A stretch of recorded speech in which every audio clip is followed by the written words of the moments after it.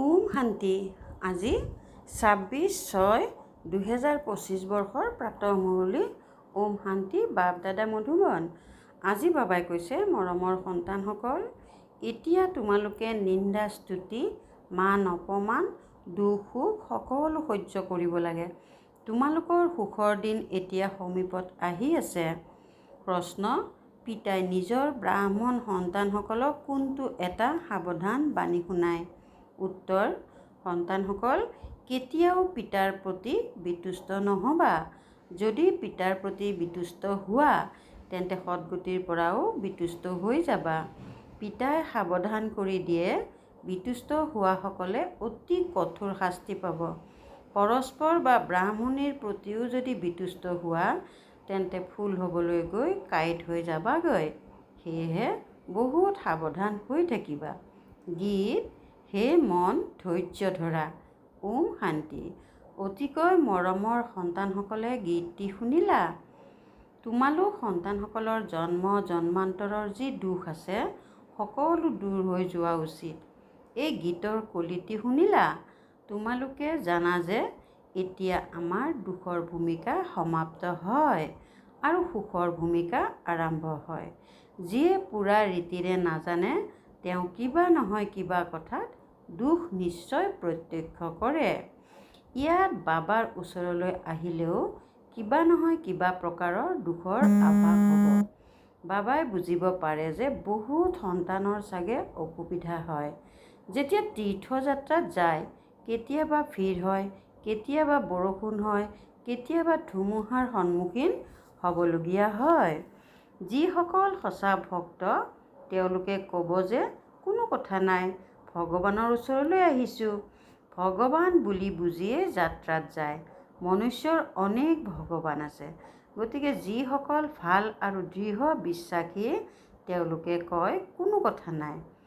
ভাল কামত সদায় বিঘিনি আহেই। পুনৰ উভতি যাম জানো? কোনোতো উভতিও যায়। কেতিয়াবা বিঘিনি আহে, কেতিয়াবা নাহেও। পিতাই কয়, সন্তানসকল, এয়াও তোমালোকৰ যাত্ৰা।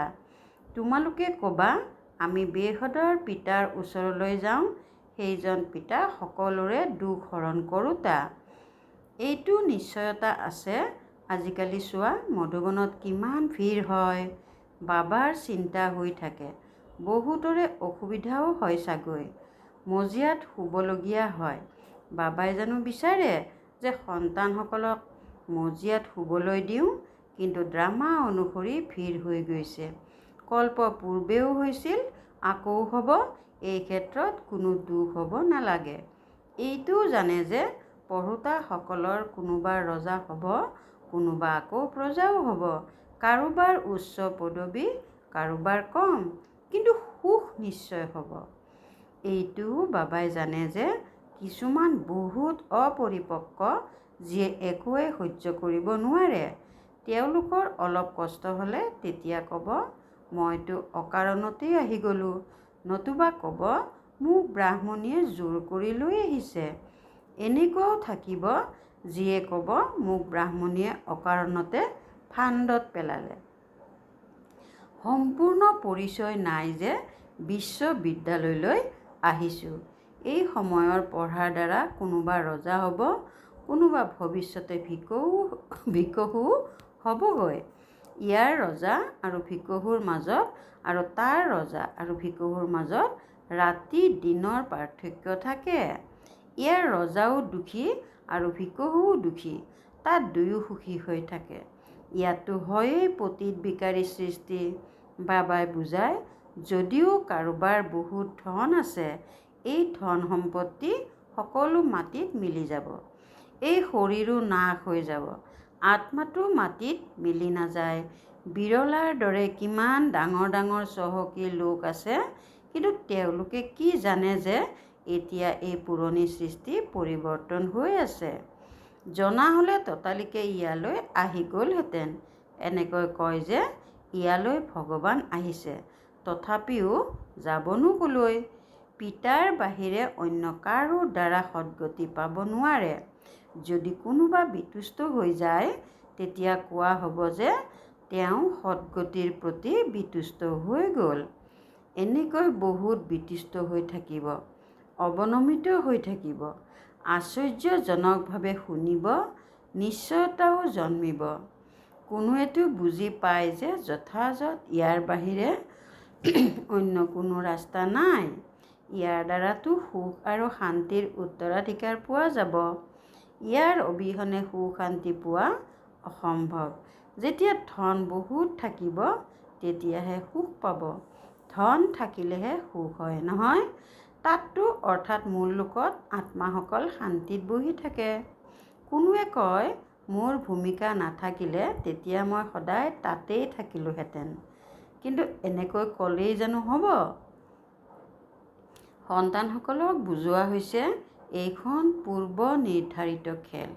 বহুত আছে যিয়ে কিবা নহয় কিবা সংশয়ত আহি এৰি গুচি যায়, ব্ৰাহ্মণীৰ প্ৰতি বিতুষ্ট হৈ যায় বা পৰস্পৰ বিতুষ্ট হৈ পঢ়া এৰি দিয়ে। এতিয়া তোমালোক ইয়ালৈ ফুল হ'ব আহিছা, উপলব্ধি কৰা যে যথাযথ আমি কাঁইটৰ পৰা ফুল হৈ আছোঁ। ফুল নিশ্চয় হ'ব লাগে। কাৰোবাৰ কিবা সংশয় থাকে, অমুকে এইটো কৰে, এওঁ এনেকুৱা, সেইবাবে মই নাযাওঁ। বছ, বিতুষ্ট হৈ ঘৰত বহি থাকেগৈ। পিতাই কয় বাকী সকলোৰে প্ৰতি লাগিলে বিতুষ্ট হোৱা, কিন্তু এক পিতাৰ প্ৰতি কেতিয়াও বিতুষ্ট নহ'বা। বাবাই সাৱধান কৰি দিয়ে, শাস্তি বৰ কঠোৰ, আনকি গৰ্ভতো শাস্তি পোৱা যায়। সকলো সাক্ষাৎকাৰ কৰায়, সাক্ষাৎকাৰ নকৰোৱাকৈ শাস্তি পাব নোৱাৰে। ইয়াৰো সাক্ষাৎকাৰ হ'ব। তোমালোকে পঢ়ি পঢ়ি পৰস্পৰ হাই কাজিয়া কৰি বিতুষ্ট হৈ পঢ়িবলৈ এৰি দিছিলা। তোমালোকে সন্তানসকলে বুজি পোৱা যে আমি পিতাৰ পৰা পঢ়িব লাগে। পঢ়া কেতিয়াও এৰিব নালাগে। তোমালোকে ইয়াত মনুষ্যৰ পৰা দেৱতা হ'বলৈকে পঢ়া। এনেহেন উচ্চতকৈ উচ্চ পিতাৰ ওচৰলৈ তোমালোক সাক্ষাৎ কৰিব আহা। কেতিয়াবা বেছিকৈ আহি যায়, ড্ৰামা অনুসৰি কিছু কষ্ট হৈ যায়। সন্তানসকলৰ অনেক প্ৰকাৰৰ ধুমুহা আহে। অমুক বস্তুটো নাপালোঁ, এইটো নাপালোঁ, এয়াতো একোৱেই নহয়। যেতিয়া মৃত্যুৰ সময় হ'ব তেতিয়া অজ্ঞানী মনুষ্যই ক'ব মই কি পাপ কৰিছোঁ, অকাৰণতে যে মোক মৃত্যুদণ্ড দিলে। সেই অন্তিমৰ ভূমিকাকেই অনাহকতে তেজৰ খেল বুলি কোৱা হয়। হঠাতে বোমা বৰ্ষণ কৰিব, অনেক মৰিব, এয়া অনাহকতে তেজৰ খেল নহ'ল জানো? অজ্ঞানী মনুষ্যই এনেকৈ আৰ্তনাদ কৰিব। তোমালোক সন্তানসকলতো বহুত আনন্দিত হোৱা, কিয়নো তোমালোকে জানা যে এই সৃষ্টিৰ বিনাশ হ'বই। অনেক ধৰ্মৰ বিনাশ নহ'লে এনেকৈ এক সত্য ধৰ্মৰ প্ৰতিষ্ঠা হ'ব।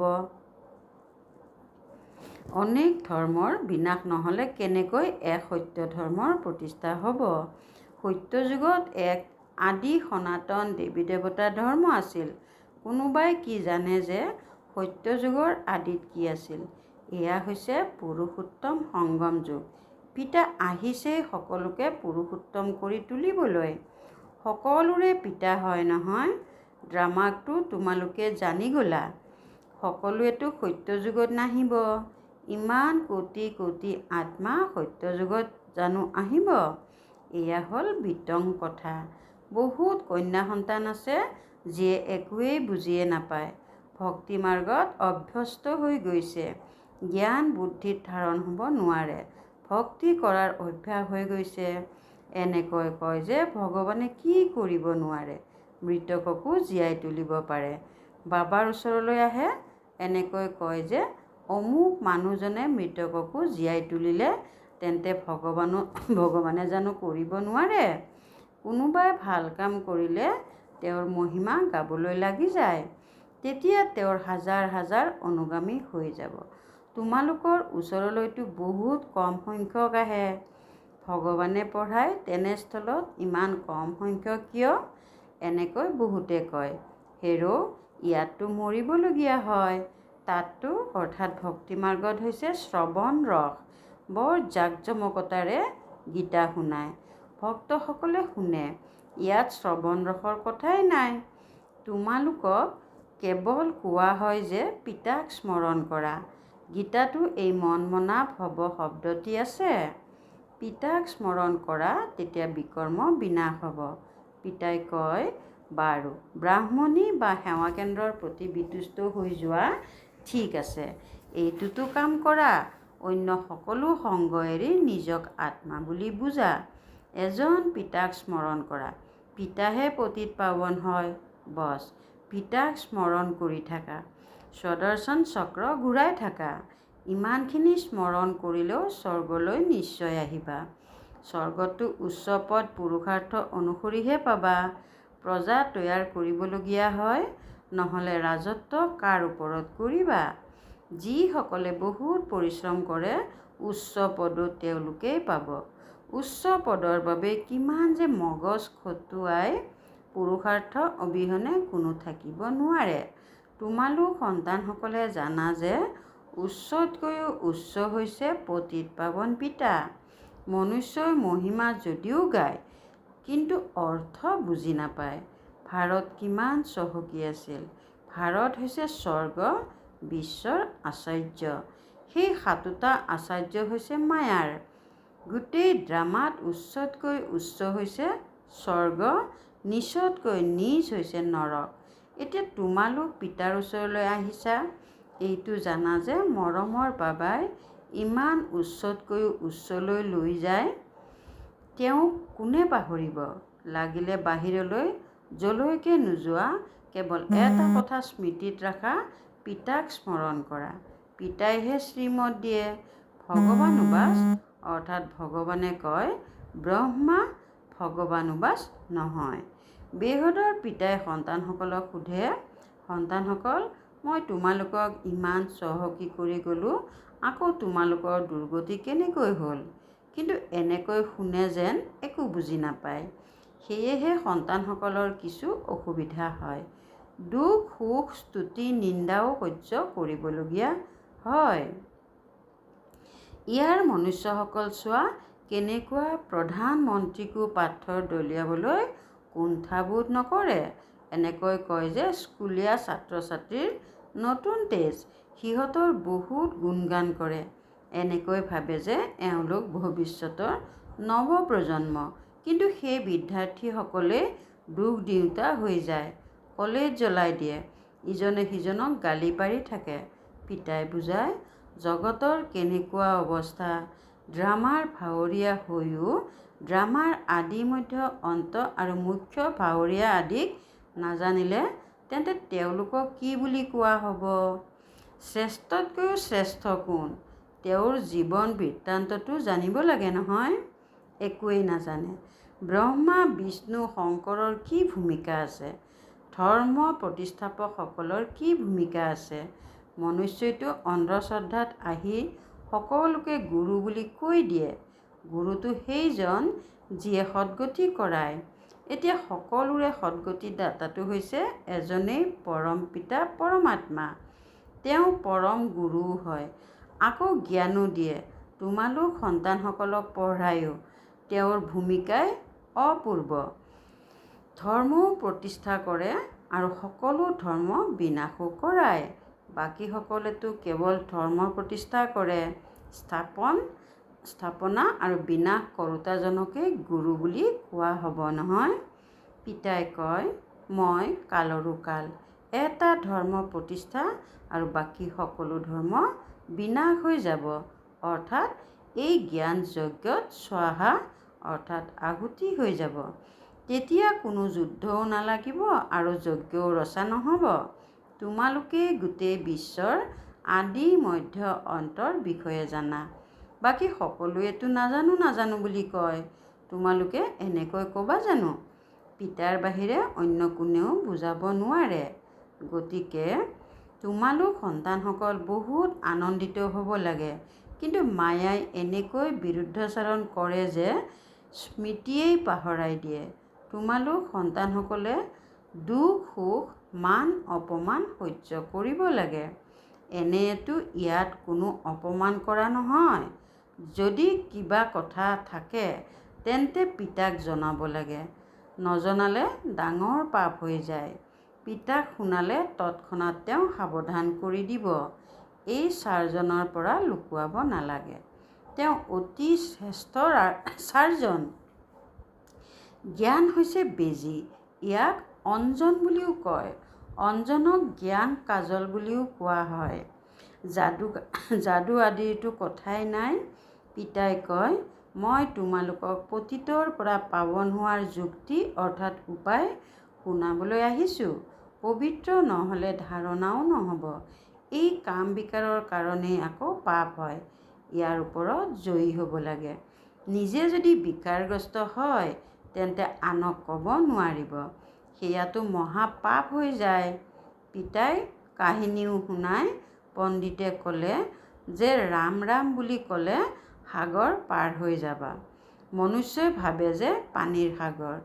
যেনেকৈ আকাশৰ অন্ত নাই তেনেকৈ সাগৰৰো অন্ত পাব নোৱাৰে। ব্ৰহ্ম মহাতত্ত্বৰো অন্ত নাই।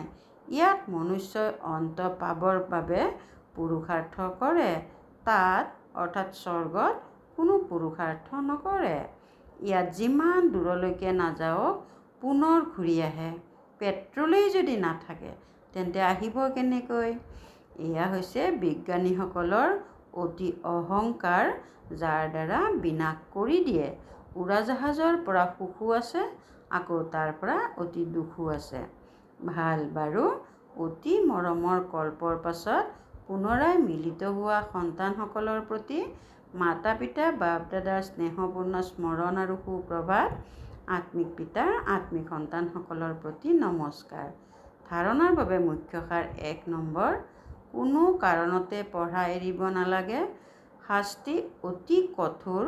তাৰ পৰা ৰক্ষা পাবলৈ অন্য সকলো সংগ ত্যাগ কৰি এজন পিতাক স্মৰণ কৰিব লাগে, বিতুষ্ট হ'ব নালাগে।